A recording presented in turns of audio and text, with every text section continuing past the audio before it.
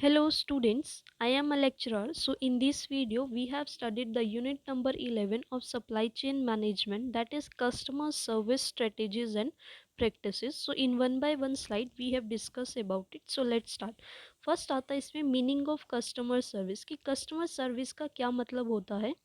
कि customer service जो है वो एक प्रोविज़न होता है सर्विसेज का जो हम अपने कंज्यूमर्स को देते हैं किसी भी परचेज से पहले या फिर परचेज के बाद या फिर उस परचेज के बीच में जो भी हम सर्विस दे रही हैं उनको बोला जाता है कस्टमर सर्विस। और ये जो है ऑल्सो रेफर्स करता है एक एग्जिस्टेंस या फिर एक सर्विस जो हम प्रोवाइड कराई दी जाती है कंपनी के थ्रू उन लोगों को जो भी मेरे प्रोडक्ट या सर्विसेज को बाय और यूज़ कर रहे होते हैं उनको बोला जाता है कस्टमर सर्विस। ये जो है एक आर्ट होती है जिसमें हम टेक केयर करते हैं कस्टमर्स की नीड को, उनको प्रोवाइड कराते हैं जो भी उनकी जो भी ज़रूरत होती है, उनको किसी भी चीज़ में हमें हेल्प चाहिए वो हम प्रोवाइड कराते हैं या फिर हम उन्हें जो है हाई क्वालिटी की सर्विसेज देते हैं, तो उसको बोला जाता है कस्टमर सर्विस। और कस्टमर सर्विस जो है वो सप्लाई चेन मैनेजमेंट में कैसे हेल्पफुल है, जैसे कि कस्टमर की जो सेटिस्फेक्शन है उसके इंक्रीज़ होने से, मतलब कि उसकी जब कस्टमर की जो सेटिस्फेक्शन है वो इंक्रीज़ होगी तो मेरी प्रॉफिटेबिलिटी भी इंक्रीज़ होगी, क्योंकि उसमें लॉयल और सेटिस्फाई कस्टमर्स को जो है हम एक लॉन्ग टर्म रिवेन्यू प्रोवाइड करा रहे हैं बिना कॉस्ट के रिडक्शन के। ये जो है एक लेस कॉस्टली होता है जो मेंटेन करके रखता है मेरे सेटिस्फाइज कस्टमर्स को, एक जिससे मैं अपने नए न्यू वंस को भी जो है वो एक्वायर करती हूँ। और ये जो है एक टूल नहीं है जो हेल्पफुल करता है मेरे सप्लाई चेन मैनेजमेंट को, बट ये जो है एक रिलेशनशिप है जो बना के रखता है मेरे कस्टमर्स और सप्लायर्स के बीच में। तो ये था इसका meaning of customer service. I hope आपको समझ आया होगा कि क्या मतलब होता है कस्टमर सर्विस का इन सप्लाई चेन मैनेजमेंट में। नेक्स्ट आता है इसमें कि क्या लेवल्स हैं मेरे कस्टमर सर्विसेज के। फर्स्ट आता है इसमें customer service as an activity, कि इस लेवल पर हम जो है ट्रीट करते हैं अपने कस्टमर सर्विस को एक पर्टिकुलर टास्क में एक फॉर्म के अंदर, और उस टास्क को जो है हम एकम्प्लिश करते हैं जिससे जो मेरे कस्टमर्स की नीड है हम उनको जो है सेटिस्फाई करते हैं। जैसे कि बिलिंग और इनवाइस हो गया, या जब वो प्रोडक्ट रिटर्न करने आते हैं, तो इन तरह के एग्जांपल्स जो हैं वो मेरे एक लेवल ऑफ कस्टमर सर्विस के अंदर जो है वो इंक्लूड होते हैं। सेकंड आता है इसमें customer service as performance measure, कि ये लेवल जो है वो एम्फेसाइज करता है मेरे कस्टमर की सर्विसेज को in terms of specific performance को हम जो इसमें मेज़र करते हैं, जैसे कि परसेंटेज ऑफ ऑर्डर्स हमने कितने डिलीवर करे हैं ऑन टाइम पर, या मेरा कंप्लीट, या फिर मेरे नंबर ऑफ ऑर्डर्स जो है मैंने कितने प्रोसेस करे हैं एक एक्सेप्टेबल टाइम लिमिट के अंदर, उसको बोला जाता है कि कस्टमर की सर्विसेज के लिए क्या परफॉर्मेंस हो रही है उसको मेजर करना। थर्ड आता है इसमें customer service as a philosophy, कि इस लेवल पर हम एलिवेट करते हैं कस्टमर की सर्विसेज को एक फर्म के वाइड कमिटमेंट्स में, और उनको प्रोवाइड कराते हैं हम कस्टमर की सेटिस्फेक्शन किसके through, through various superior customer की सर्विसेज के थ्रू, ताकि हम एम्फेसिस कर सके क्वालिटी के ऊपर। तो ये थे इसके levels of customer services. I hope आपको समझ आए होंगे। नेक्स्ट इसमें आता है हमारे पास features of a good customer services. So इसमें हमारे पास फर्स्ट पॉइंट आता है प्रोडक्ट नॉलेज, कि जो भी मेरे एक्सप्रेसिव और एक्सटेंसिव नॉलेज होगी मेरे प्रोडक्ट को लेकर या सर्विसेज को लेकर, जो भी मुझे प्रोवाइड कराई दी जाएंगी कंपनी के लिए, वो बहुत ही इम्पॉर्टेंट होगी मेरे इफ़ेक्टिव कस्टमर सर्विस में। और जो नॉलेज होगी मेरी नई प्रोडक्ट से रिलेटेड क्या मुझे सर्विस में डेवलपमेंट करनी है, उससे जो है मैं एनहेंस कर सकती हूँ अपने कस्टमर्स की रिस्पॉन्स को। और कस्टमर्स जो हैं वो ऑलवेज जो है वो इंटरेस्टेड होते हैं प्रोडक्ट की क्वालिटी को जानने के लिए, और उसमें क्या इन नए फीचर्स हैं, क्या उसमें इम्पॉर्टेंट इन्फॉर्मेशन है प्रोडक्ट में, ताकि वो उनको जो है बाय कर सके। तो ये थी प्रोडक्ट की नॉलेज होनी जो है वो बहुत ही ज़रूरी होती है। सेकंड आता है इसमें रिलायबिलिटी, कि कन्वे करना रिलायबिलिटी को अपने कस्टमर्स के साथ एक हाई वैल्यू के ऊपर, और उनके साथ प्रोमिसेस करना, और उनको जो है जल्दी से जल्दी रिस्पोंड करना कस्टमर्स की कंप्लेंट का, और उनको जो है रिप्लेसमेंट की फैसिलिटीज़ भी देना प्रोडक्ट की टाइमली के ऊपर, उसको बोला जाता है रिलायबिलिटी। जिससे हम अपने कस्टमर्स का जो भी रिलायबिलिटी होती है उससे हम इनकरेज करते हैं अपने कस्टमर्स को कि वो मेरे गुड्स को परचेज़ करें और सर्विसेज को, ताकि जो है मेरा बिज़नेस जो है वो फ्यूचर के लिए जो है वो और ज़्यादा सिक्योर हो सके। थर्ड आता है इसमें कंसल्टेटिव सेलिंग। इसमें क्या आता है कि ये जो है अनदर फीचर है जो इफ़ेक्टिव बनाता है मेरे कस्टमर की सर्विस को बिज़नेस में। हम इसमें यूज़ करते हैं कंसल्टेटिव सेल मेथड को। इसमें क्या होता है इस अप्रोच में कि हम लर्न करते हैं कि कैसे जो है मेरे कस्टमर्स जो हैं वो यूज़ करेंगे हमारे प्रोडक्ट को, और क्या उन्हें प्रॉब्लम आ सकती है, क्या उनके लिए अपॉर्चुनिटीज़ हैं, और कैसे वो ट्रेंड जो है वो हमें इफ़ेक्ट डाल सकता है। तो ये सब नॉलेज हमारे पास होनी चाहिए जिससे मैं कस्टमर्स की प्रॉब्लम को सॉल्व कर सकूं और उनकी जो कॉस्ट है उसको रिड्यूस कर सकूं और अपनी सेल्स को जो है वो इंक्रीज़ कर सकूं। फोर्थ मेथड आता है इसमें ट्रेनिंग, कि कंपनीज जो है वो ये एज्यूम नहीं करती कि कस्टमर्स जो है वो जानती है कि उन्हें जो है कैसे यूज़ करना है उस प्रोडक्ट को। तो इस पार्ट के साथ कस्टमर सर्विस के हम प्रोवाइड कराते हैं एक इनिशियल ट्रेनिंग, कि कैसे जो है उन्हें अपने प्रोडक्ट को यूज़ करना है और कैसे हम जो है फुलेस्ट कर सकते हैं उनकी कैपेसिटी को। ये इंक्लूड करता है एक चेकलिस्ट हमारे यूजर्स की और टेक्निक्स की और प्रॉब्लम्स की और सॉल्यूशन की, जिसे हम मेक श्योर करते हैं कि कैसे जो है मैं अपने कस्टमर को सेटिस्फाई कर सकती हूँ अपने प्रोडक्ट के साथ, और कैसे वो जो है वो उसको करेक्टली जो है वो यूज़ करेंगे। फिफ्थ पॉइंट आता है इसमें रिस्पॉन्सिवनेस, कि जब मेरे कस्टमर्स जो है वो एंटर करते हैं हमारे स्टोर में और वो कॉल करते हैं फ़ोन पर, ईमेल या फिर हमें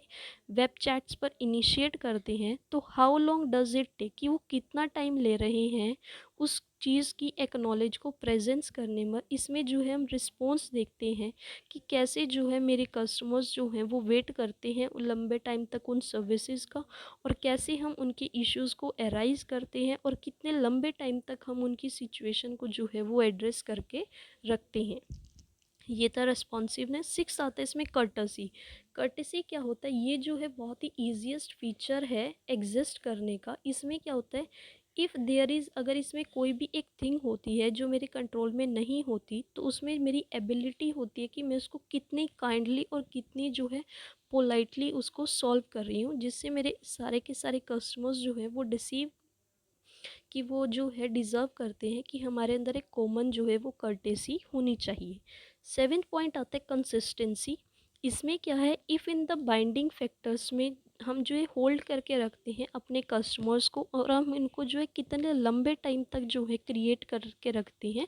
इसमें वो देखा जाता है कि अगर मेरे कस्टमर्स आज कोई प्रोडक्ट खरीद के जा रहे हैं तो वो कितने कंसिस्टेंट रहते हैं मेरे प्रोडक्ट के टूवर्ड्स, कि मैं उनको और कैसे जो है सर्विसेज प्रोवाइड कराऊं जिससे वो जो है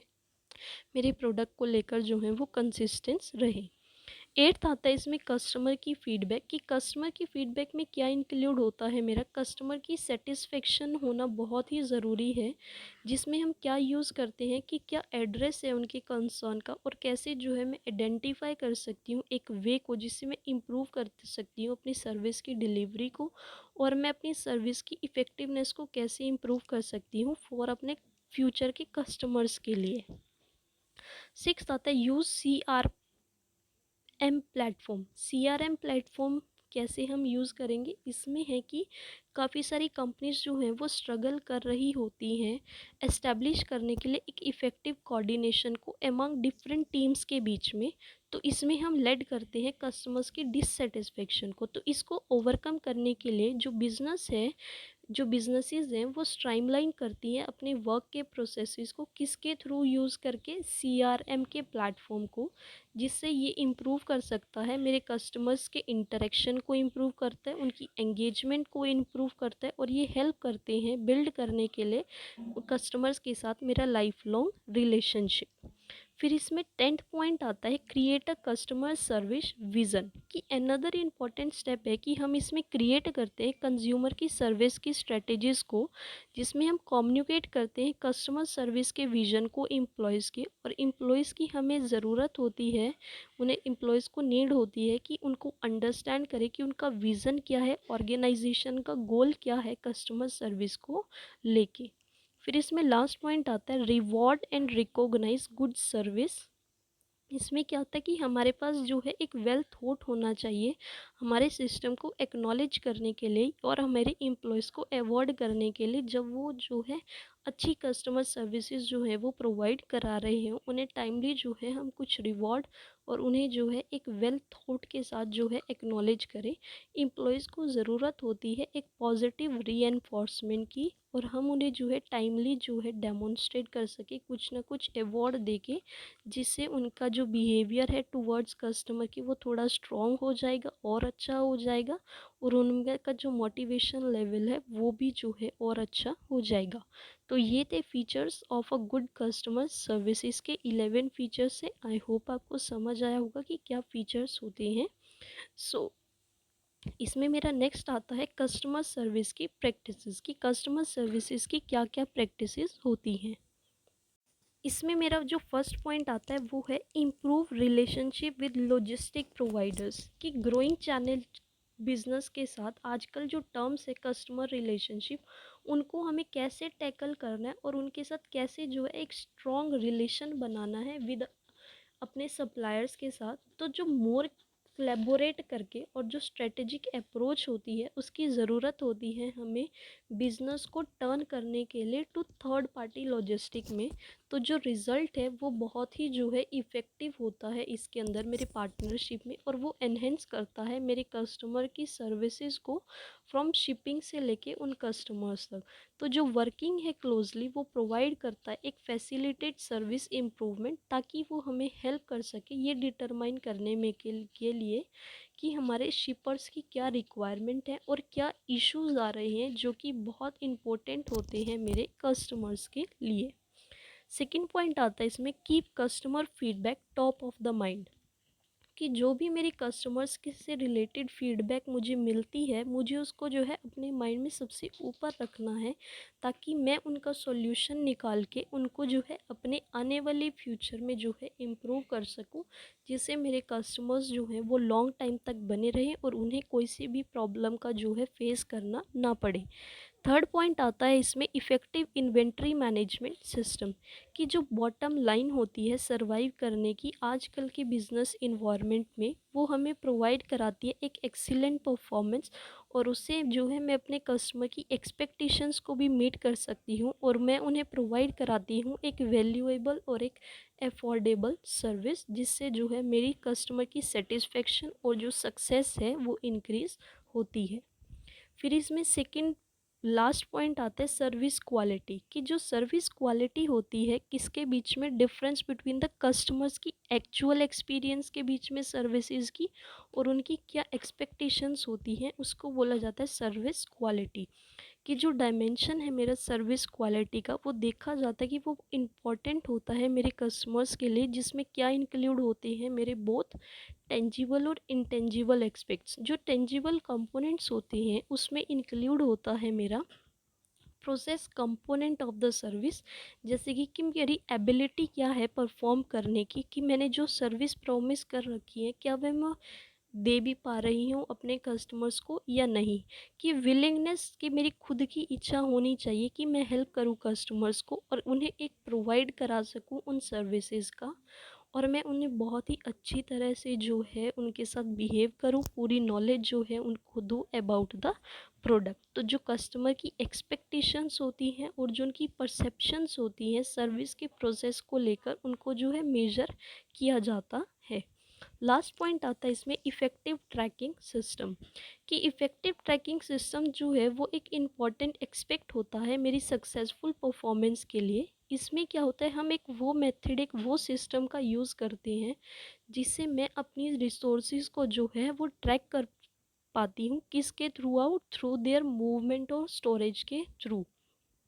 सो विद इफ़ेक्टिव ट्रैकिंग के साथ जो मेरे कस्टमर्स हैं वो ट्रैक कर सकते हैं अपने प्रोडक्ट को कि वहाँ वो कहाँ पर लोकेट है किसी भी टाइम पर, और कैसे जो है मैं अपने प्रोडक्ट को जो है वो अप्रोच कर सकती हूँ। तो एक इफ़ेक्टिव सिस्टम जो है वो हेल्प करता है कस्टमर्स की कि मैं उनको इंश्योर कर पाऊँ टाइमली और डिलीवर कर पाऊँ अपने प्रोडक्ट को। सो ये थी इसकी कस्टमर सर्विसेज की प्रैक्टिसेस जो कि 5 पॉइंट्स हैं। आई होप आपको ये बिल्कुल अच्छे से समझ आए होंगे। So if you have any doubt you will comment down, I will explain you in another video or in comment section also. So if you like it then please subscribe my channel, like, comment and share. Thank you so much.